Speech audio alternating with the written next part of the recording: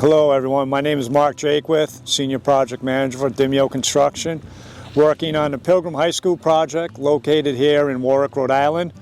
We have this beautiful remnants of the blizzard of 2026 behind me. We received over 3 feet of snow in Warwick, Rhode Island over this storm, which set the new record, eclipsing the great blizzard of 1978 that everyone so fondly remembers. And I actually was a senior in high school here in 1978 when the blizzard of 78 rolled in.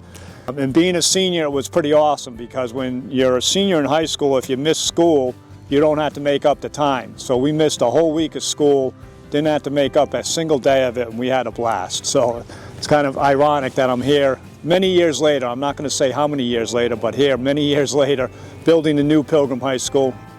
It's going to be a beautiful facility when we're all said and done out here.